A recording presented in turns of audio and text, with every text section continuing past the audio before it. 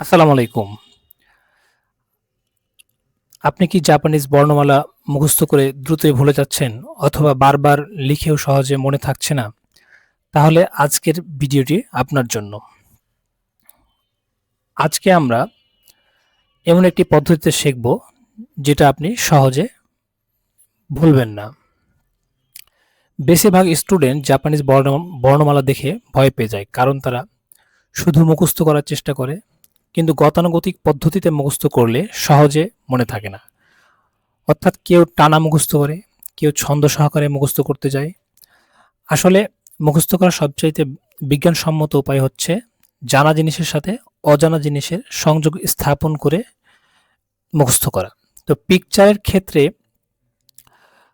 আবার আমরা আরেক ধরনের দেখতে পাই, সেটা পিকচারের সাথে অনুরূপ আকৃতির মিল করে করে পড়ার চেষ্টা করো। তো আসলে সবগুলো বর্ণমালার আকৃতি আপনি কখনোই খুঁজে পাবেন না। সুতরাং প্রথম দেখাতে জিনিসটা মজার মনে হলেও বেশিরভাগ ক্ষেত্রেই যখন মিল খুঁজে পাবেন না তখন হতাশা বা খারাপ লাগা কাজ করবে। তো এখানে খেয়াল রাখতে হবে যে সবচেয়ে উপযোগী যে পদ্ধতি সেটাই আমাদের শিখতে হবে, তাহলেই শেখাটা সবচেয়ে কার্যকরী হয়ে উঠবে। তো অর্থাৎ আমরা এখানে যেটা করব সেটা হচ্ছে প্রতিটি বর্ণমালার সাথে একটি ছবি মনে রাখব এবং ছবির সাথে অর্থাৎ জানা ছবির সাথে আমার বর্ণমালাটি অ্যাটাচ করে দেব এবং এটি সহজে আমাদের মনে থাকবে। তো যারা N5 এর প্রস্তুতি নিতে শুরু করতে চাচ্ছেন অথবা জাপানি ভাষা শেখা শুরু করছেন, তাদের জাপানিজ বর্ণমালা হচ্ছে একদম বেসিক ফাউন্ডেশন। এটা ছাড়া জাপানি ভাষা পড়া বা লেখা একেবারে অসম্ভব। তাই ট্রেডিশনাল নিয়মে না গিয়ে বিজ্ঞানসম্মত পদ্ধতিতে আপনি শিখুন, তাহলে সহজেই আপনি ভুলবেন না। অর্থাৎ আমরা এখানে হ্যারি লরেন এর how to develop a super power memory এবং কেভিন হর্সলির আল্টিমেট মেমোরি বইয়ের অজানা জিনিসকে জানা জিনিসের মাধ্যমে জুড়ে দিয়ে সহজে এবং দ্রুত মুখস্থ করার যে উপায় বর্ণনা করেছেন, মূলত সেই পদ্ধতিটি অ্যাপ্লাই করব। যেমন আমরা কারো নাম মনে রাখতে যেটা করি, যেমন আমরা রহিম নামটি মনে রাখতে চাই। এটা ধরুন অপরিচিত একটি ব্যক্তি, কিন্তু তার নামটি মনে রাখতে চাই। তাহলে আমরা যেটা করি, পরিচিত রহিম চাচা বা রহিম মামার সাথে সংযুক্ত করে দেই।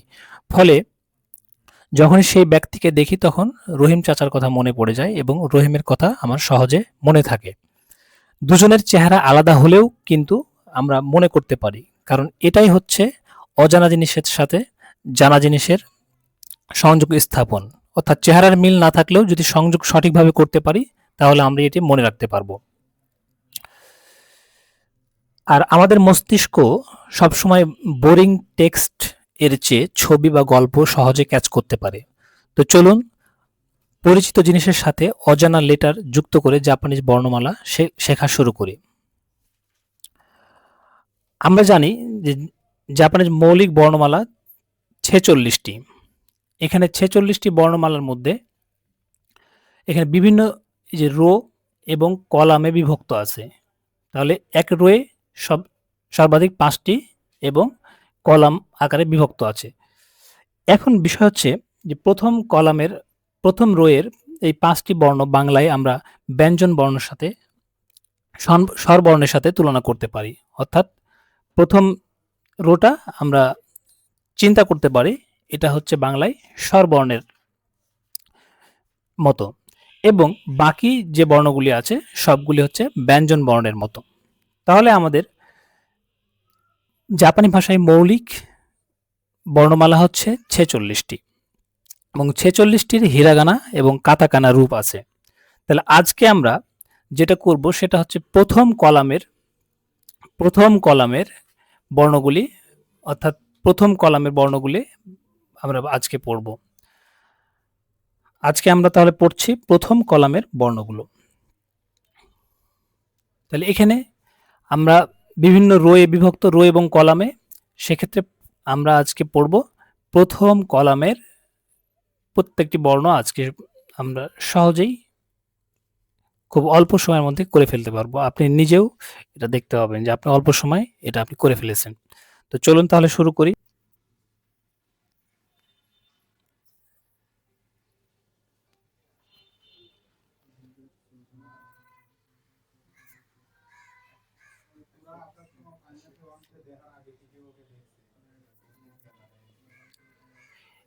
তাহলে আমরা এই যে প্রথম বর্ণ, আমরা যদি আমরা জানি যে জাপানিজ বর্ণমালায় কলাম এবং রোয়ে বিভক্ত, তাহলে প্রথম কলামটাকে আমাদের মনে করার জন্য একটি ছন্দ আছে। সেই ছন্দটা কি? আমরা সেই ছন্দটা মনে করতে পারি। সেটা হচ্ছে আ, কা, সা, তা, না, হা, মা, ইয়া, রা, ওয়া, নে, পড়ে। তাহলে এখন এই ছন্দটা আমরা মনে করে ফেলতে পারি। তাহলে এই ছন্দতে আমাদের কি আছে? আ, আতে আরো। তাহলে আ ই উ এ ও। কাতে কি আছে? কাকি কু কে কো। সাতে কি আছে? সা, সি, সু, সে, সো। তাতে কি আছে? তা, চি, সু, তে, তো। নাতে কি আছে? না, নি, নু, নে, নো। হাতে কি আছে? হা, হি, ফু, হে, হো। মাতে কি আছে? মা, মি, মু, মে, মো। ইয়াতে কি আছে? ইয়া, ইউ, ইও। রাতে কি আছে? রা, রি, রু, রে, রো। তারপরে ওয়াতে কি আছে? ওয়া, ও, ন। তাহলে এইভাবে আমি কি করতে পারি? যে প্রথম এই ছন্দটা দিয়ে আমরা টোটাল, অর্থাৎ প্রথম কলামের, প্রতি কলামের প্রথম বর্ণটি নিয়ে বাকিগুলো আমরা খুব সহজে মুখস্থ করার জন্য এটি সহায়ক হবে। তাই এই প্রথম লাইনটি আপনি মুখস্থ করতে পারেন যে আকাশা তানাহা মা ইয়া রা ওয়া নে পড়ে। তাহলে আতে আ, কাতে কা, সাতে সা, তাতে তা, না, হা, মা, ইয়া, রা, ওয়া, ন। এটা ন। তাহলে এইভাবে এখন চলুন প্রথম কলামের প্রত্যেকটি একটি একটি করে শিখে ফেলি। তারপরে আমরা আমাদের ক্লাস সমাপ্তি করব। তাহলে প্রথম বর্ণটি হচ্ছে জাপানিজ, প্রথম বর্ণটি হচ্ছে আ। এটা আপনি আপেলের সাথে কানেক্ট করুন। এটাকে আপনি কানেক্ট করতে পারেন আপেলের সাথে। তাহলে আপেল, আ, আপেল, আ। তাহলে আপেলের সাথে আপনি আ বর্ণটা কানেক্ট করে দেন। তাহলে এখন বিষয় হচ্ছে আ বর্ণ কানেক্ট করার পর আ বর্ণটা আপনাকে লিখতে হবে। তাহলে লিখার জন্য আপনি আপেলের সাথে আ কানেক্ট করলেন, দেখলেন যে আমরা সবাই আপেল চিনি এবং আপেলের বিশাল একটি আপেলের শরীরে আ বর্ণটি লিখা আছে। এখন আপনি এটি আ বর্ণটা লিখা প্র্যাকটিস করলেন। তাহলে এইভাবে প্রথমে, অর্থাৎ আ বর্ণটি লিখার চর্চা করলেন। তাহলে এখন আপনি দেখতে পাচ্ছেন যে আমরা একটি লাল আপেলের শরীরে আ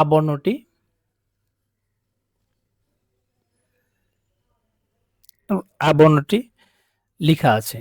সুতরাং আপেলের সাথে আ বর্ণের একটা কানেকশন তৈরি করে দিন। যে আপনি যখন আ বর্ণটি দেখছেন তখন আপেলের কথা স্মরণ করছেন, অথবা আপেলের গায়ে যে বর্ণটি লিখা আছে সে লেখাটি আপনি চর্চা করে আপনি লিখতে পারছেন। তারপরে বর্ণে আমরা চলে যাই। আমরা তার পরের রো-এর প্রথম বর্ণ হচ্ছে কা। তাহলে আপনি যখন কা বর্ণটি দেখছেন তখন ইমাজিন করুন যে একটি গাড়ির দরজা খোলা এবং দরজার ভেতরে সিটে কা বর্ণটি রাখা আছে। তাহলে কায়ে হচ্ছে কার। তাহলে কায়ে হচ্ছে কার। কারের সিটে কা বর্ণটি রাখা আছে। সুতরাং আপনি সহজেই বুঝতে পারছেন যে হচ্ছে কারের সাথে কা আছে। তাহলে আপনি এবার কারের সাথে কা কানেক্ট করার পর কা বর্ণটি লিখুন, চর্চা করুন। তাহলে কারে কি আছে? কা। কারে কি আছে? কা। এবং কা বর্ণটি কিভাবে লিখলেন? কা বর্ণটি লিখা চর্চা করুন। তাহলে হচ্ছে আমরা দেখলাম কি? আ দেখলাম। আপেলে আছে আ। তাহলে আপেলের গায়ে যে বর্ণটি লিখা আছে সেটি কেমন এটা কল্পনা করুন এবং নিজে নিজে প্র্যাকটিস করুন। এবং কারে দেখুন রাখা আছে কা। তাহলে এটা কা বর্ণটি কল্পনা করুন এবং লিখা প্র্যাকটিস করুন। এভাবে আপনি কা বর্ণটির সাথে কারের সংযোগ স্থাপন করুন এবং লেখার মাধ্যমে এটি আয়ত্ত করে ফেলুন। তারপরে তৃতীয় রোয়ের প্রথম বর্ণ হচ্ছে সা। তৃতীয় রোয়ের প্রথম বর্ণটি হচ্ছে সা। তো এটি সানের সাথে কানেক্ট করে দিন, সান। তাহলে সানে কি আছে? সা। ইমাজিন করুন যে হচ্ছে আকাশের দিকে তাকিয়ে দেখুন, উজ্জ্বল হাসি হাসি খুশি সূর্য আলো ছড়াচ্ছে, তার মাঝখানে রয়েছে কি? সা জ্বলজ্বল করছে। তাহলে সানের সাথে সাকে কানেক্ট করে দিন। কানেক্ট করার পর এবার আপনি সা বর্ণটি লিখুন।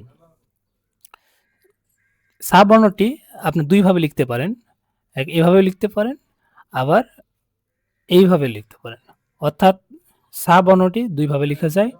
তাহলে সা বর্ণটি লেখার সময় এই দুইভাবে। তাহলে হচ্ছে প্রথমে কি করলেন? আপনি সানের সাথে সাকে কানেক্ট করে দিলেন, যে সূর্যের মাঝখানে সাটা জ্বলজ্বল করছে। এরপরে সা বর্ণটি আপনি লেখা চর্চা করলেন, অর্থাৎ প্রথমে সংযোগ স্থাপন করলেন, তারপরে লেখার মাধ্যমে চর্চা করলেন। এরপরে যখনই আপনি সূর্যের দিকে তাকাবেন, দেখবেন যে সা বর্ণটি জ্বলজ্বল করছে। তাহলে সায়ের সাথে একটা কানেকশন তৈরি হয়ে গেল। সহজেই আপনি সা বর্ণটি মনে রাখতে পারবেন। আশা করি এরপরে এই সা বর্ণটি আর ভুলবেন না। তার পরের বর্ণটি, অর্থাৎ তার পরের রোয়ের প্রথম বর্ণটি হচ্ছে তা। পরের রোয়ের প্রথম বর্ণটি কি? তা। তাহলে তালাতে কি? তা। তালাতে তা। তাহলে আমরা তালার সাথে তাকে কানেক্ট করে ফেলি, যে তালাতে কি আছে? তা বর্ণটি খোদাই করা আছে। তাহলে তা ব্র্যান্ডের তালাটি আপনার দরজায় বিশাল একটা তালা ঝুলছে, এখানে লেখা আছে কি? তা। তাহলে তায়ের সাথে প্রথমে তাকে কানেক্ট করে দিন। কানেক্ট করার পরে আপনি যখন খুব চমৎকারভাবে কানেক্ট করেছেন, তারপরে আপনি তা বর্ণটি এটা লিখুন। তার মানে তা বর্ণটি লিখা চর্চা করুন। আপনি তা বর্ণটি লিখে চর্চা করুন। তাহলে তা বর্ণটি লিখলেন। প্রথমে কি করলেন? তালার সাথে ইমাজিন করলেন যে আপনার দরজার তালাতে বড় আকৃতির তা বর্ণ খোদাই করা, তা বর্ণের ব্র্যান্ডের তালা ঝুলছে, এবং প্রথমে সংযোগ স্থাপন করার পর আপনি চর্চা করলেন। অর্থাৎ এরপরে যখনই আপনি তালা দেখবেন, তখন তালাতে তা বর্ণটাকে ইমাজিন করবেন। অর্থাৎ দরজা ঢোকার সময়, বের হওয়ার সময় তা বর্ণটা আপনার রিভিশন হয়ে যাবে, এবং এরপরে আপনি তা বর্ণটা আর ভুলতে পারবেন না। তার পরের বর্ণটি হচ্ছে না। তার পরের রোয়ের প্রথম বর্ণটি হচ্ছে না। তার পরের রোয়ের প্রথম বর্ণটি হচ্ছে না। তাহলে আমরা নাকে নান রুটির সাথে কানেক্ট করে দিই। তাহলে হচ্ছে আমরা নান রুটির ওপরে দেখা যাচ্ছে যে না স্টিকার সেট করা আছে। আমরা নান রুটির ওপরে না স্টিকারটি চমৎকারভাবে সেট করা আছে। অর্থাৎ নান রুটির সাথে না শব্দটি, না বর্ণটি কানেক্ট করে দেন। তাহলে নায়ে কি আছে? নান রুটিতে কি আছে? না। তাহলে নান রুটিতে না আছে, না বর্ণের সাথে আপনি চমৎকার সংযোগ স্থাপন করেছেন। এরপরে চলুন আমরা হচ্ছে না বর্ণটি চর্চা করি।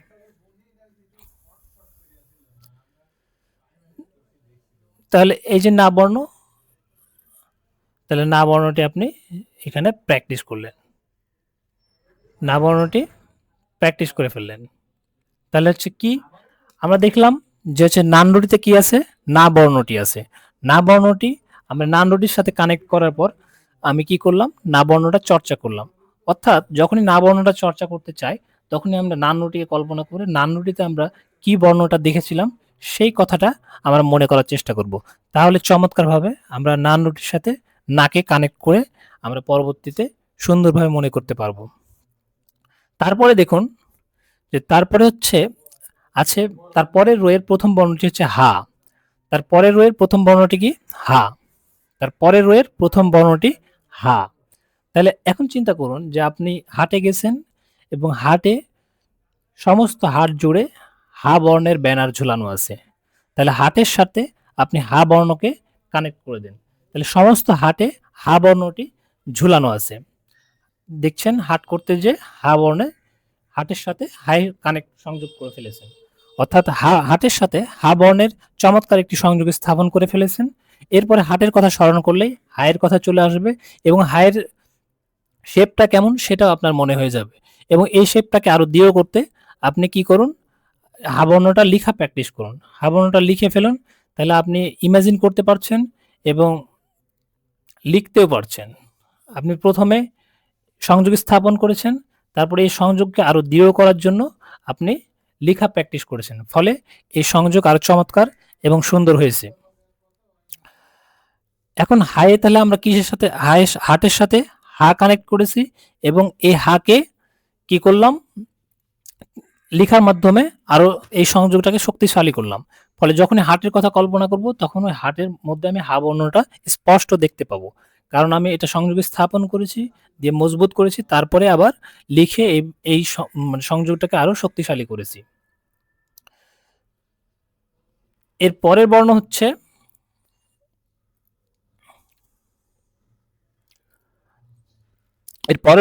মা। এর পরের বর্ণ কি, মা।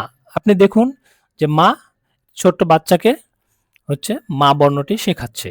তাহলে মা বর্ণ শেপটি লক্ষ্য করুন, মা বর্ণটিকে খুব গভীরভাবে লক্ষ্য করুন, মা বর্ণটি কেমনভাবে আছে। তাহলে একটি মা তার বাচ্চাকে মা বর্ণটি শেখাচ্ছে। তাহলে মাটি আপনি মায়ের মা বর্ণটির সাথে মায়ের সাথে মা বর্ণকে চমৎকারভাবে সংযোগ স্থাপন করতে পেরেছেন। এখন চলুন আপনি মা বর্ণটি প্র্যাকটিস করুন। তাহলে মা বর্ণটি প্র্যাকটিস করে আপনি ইতিমধ্যেই মা বর্ণটির সাথে কানেকশন স্থাপন করেছেন এবং চর্চার মাধ্যমে এই সংযোগকে আরো দৃঢ় করে ফেলেছেন। ফলে মা বর্ণটি আপনার কাছে এখন সহজ হয়ে গেছে। আশা করি মা বর্ণটি এখন আপনার কাছে সহজ হয়ে গেছে। তারপরে বর্ণটি হচ্ছে ইয়া। তারপরে বর্ণটি ইয়া। তাহলে ইয়াতে হচ্ছে ইয়ার্ড মানে উঠান। তাহলে বাড়ির সামনে আমাদের উঠান থাকে, তাহলে উঠানের সাথে ইয়া, তাহলে ইয়াটাকে ইয়ার্ডের সাথে আপনি সংযোগ স্থাপন করে ফেলেন। ফলে আপনি দেখেন যে আপনার গোটা উঠোন জুড়ে ইয়া বর্ণটি ঝুলানো আছে। অর্থাৎ যখনই আপনি ইয়ার্ড তথা বাড়ির উঠোনের কথা কল্পনা করবেন তখনই ইয়া বর্ণটি ঝুলানো আছে, এটা আপনি চমৎকারভাবে দেখতে পাবেন। অর্থাৎ ইয়া বর্ণের সাথে উঠানের সাথে আপনি ইয়া বর্ণের ইয়া ইয়া তাহলে ইয়া বর্ণের আপনি সংযোগ স্থাপন করেছেন এবং এই সংযোগকে আরো দৃঢ় করার জন্য আপনি লিখে প্র্যাকটিস করুন। লিখে প্র্যাকটিস করুন। তাহলে এটা হচ্ছে আপনি ইয়া বর্ণটি লিখে আপনি প্র্যাকটিস করলেন, এর ফলে এই সংযোগটি আরো দৃঢ় হয়ে উঠল। তাহলে প্রথমে আপনি কি করলেন, আপনার বাড়ির উঠোনে ইয়া বর্ণটির সাথে সংযোগ স্থাপন করলেন। যখনই বাড়ির উঠোনের কথা বাড়ির উঠোনের কথা কল্পনা করবেন তখন ইয়া বর্ণটি চলে আসবে। আপনি সংযোগ স্থাপন করেছেন কল্পনাতে এবং এরপরে আপনি ইয়া বর্ণটি চর্চা করে সেই সংযোগকে আরো মজবুত করেছেন। ফলে ইয়া বর্ণটি আপনার কাছে সহজ হয়ে উঠেছে। আশা করি বুঝতে পারছেন। তারপরে বর্ণটি হচ্ছে রা। তারপরে বর্ণটি হচ্ছে রা। চিন্তা করুন যে হচ্ছে আমরা কার্টুন চরিত্র রাজু দেখেছি, সেই রাজু কি করছে, মিনাকে সে নিজেই রা বর্ণটি লিখে দেখাচ্ছে, জাপানিজ রা বর্ণটি। অর্থাৎ রাজু রা বর্ণটি লিখে মিনাকে শেখাচ্ছে। তাহলে জাপানিজ রা বর্ণটি দেখতে পেলেন। এখন এটাকে একটু ইমাজিন করেন এবং মনের মধ্যে গেঁথে নেন যে রা বর্ণটির শেপটা কেমন, অর্থাৎ রাজু কিভাবে রা বর্ণটি লিখেছে। তাহলে রাজুর সাথে রাকে কানেক্ট করে ফেলেন এবং এই কানেকশনকে আরো মজবুত করার জন্য কয়েকবার লিখে প্র্যাকটিস করেন, তাহলে এই কানেকশনটা আরো মজবুত হয়ে উঠবে। তাহলে রা বর্ণটি আপনি লিখলেন,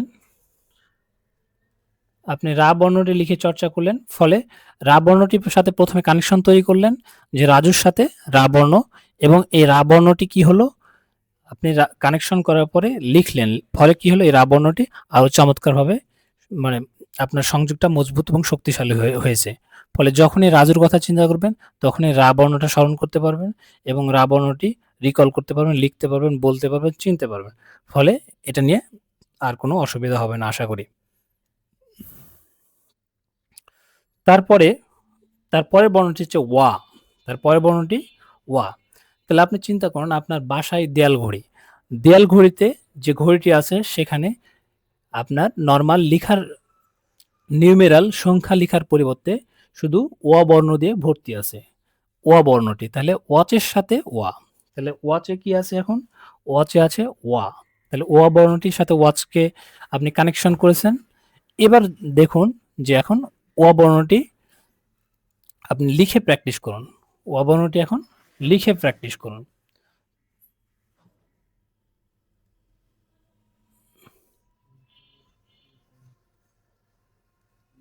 তাহলে প্রথমে কি করলেন? প্রথমে আপনি ওয়া বর্ণটি ওয়াচের সাথে কানেকশন তৈরি করেছেন এবং ইমাজিন করেছেন। ইমাজিন করার ফলে আপনি এটা বুঝতে পেরেছেন এবং চমৎকার কানেকশন তৈরি হয়েছে। এখন এই কানেকশনকে আরো মজবুত করার জন্য আপনি কি করলেন? লিখলেন। তাহলে ওয়াচ দেখার সাথে সাথে আপনি ওয়া বিষয়টিকে, অর্থাৎ হাতের ঘড়ি হোক আর দেওয়াল ঘড়ি হোক, ওয়াচের সাথে সাথে আপনি ওয়াটাকে কল্পনা করতে পারবেন এবং এই কল্পনাটাকে আরো মজবুত করার জন্য আপনি প্র্যাকটিস করে এটাকে আরো শক্তিশালী করবেন। ফলে যে কোনো সময় আপনার ওয়া শব্দটি আপনার মনে হয়ে যাবে এবং এটা নিয়ে আর কোনো সমস্যা হবে না। তারপরে বর্ণটি হচ্ছে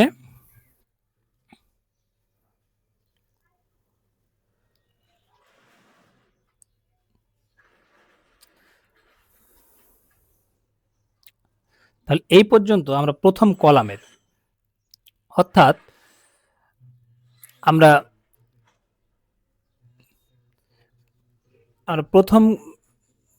প্রথম কলামের ওয়া পর্যন্ত আমরা সম্পন্ন করলাম।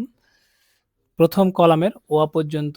তাহলে এরকম ভাবে বাকি 46টি বর্ণ আমরা যদি সংযোগ স্থাপন করে করে পড়ি তাহলে খুব সহজেই আমরা অল্প সময়ের মধ্যেই সমস্ত বর্ণমালা মুখস্থ করে ফেলতে পারবো। তাহলে এই ক্লাসটি আপনাদের আশা করি ভালো লেগেছে এবং এখন আপনি একটু স্মরণ করার চেষ্টা করুন যে হচ্ছে কারের মানে অর্থাৎ গাড়ি তথা কারের মধ্যে কে বসেছিল? কা বর্ণটি কেমন? এটা একটু এখন নিজে নিজে আপনি চেষ্টা করুন, স্মরণ করার চেষ্টা করুন যে কা বর্ণটি কেমন ছিল।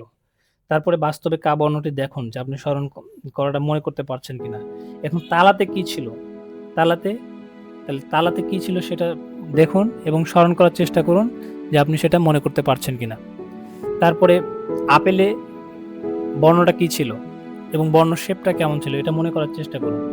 তারপরে সানে কি ছিল? তাহলে সানে বর্ণটা কেমন ছিল এটি স্মরণ করার চেষ্টা করুন।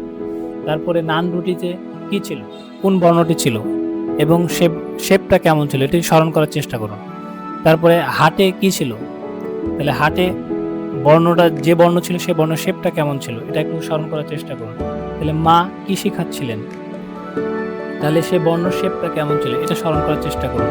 ইয়ার্ড অর্থাৎ উঠোনে আপনার কি ঝুলানো ছিল, সেই ঝুলানো আকৃতির শেপ, হরফের বর্ণমালার শেপটা কেমন ছিল এটি স্মরণ করুন। তারপরে রাজু মিনাকে কি শিখাচ্ছিল এবং সেই বর্ণ শেপটা কেমন এটা আপনি স্মরণ করুন। তারপরে ওয়াচে আপনি কি দেখেছেন এবং সেই বর্ণ শেপটা কেমন ছিল। এখন বলুন যে আসলে কেমন লাগলো। তো আপনারা অলরেডি একটা কলাম শিখে ফেলেছেন। এভাবে মজার করে শিখতে চাই, এভাবে আসলে বর্ণমালা মজার করে শেখা যায়। তো মুখস্থ না করে ব্রেনকে একটু ভিজুয়ালাইজ করলেই জাপানি ভাষা শেখাটা সহজ এবং মজাদার হয়ে যায়। তাহলে এইভাবে মজায় মজায় সম্পূর্ণ হিরাগানা, কাতাকানা সহ জেএলপিটির ফুল কোর্স সহজে আয়ত্ত করতে চাইলে আজই আমাদের সাথে কাইজেন জাপানিজ ল্যাঙ্গুয়েজ সেন্টারের সাথে যুক্ত হন এবং আমাদের নতুন N5 ব্যাচে ভর্তি চলছে। তাই দেরি না করে আজই আমাদের সাথে যোগাযোগ করুন এবং আপনার সিটটি নিশ্চিত করুন। আশা করি আপনাদের ভালো লেগেছে এবং অথবা কেমন লেগেছে জানাবেন। ঠিক আছে, সবাই ভালো থাকবেন। আল্লাহ হাফেজ।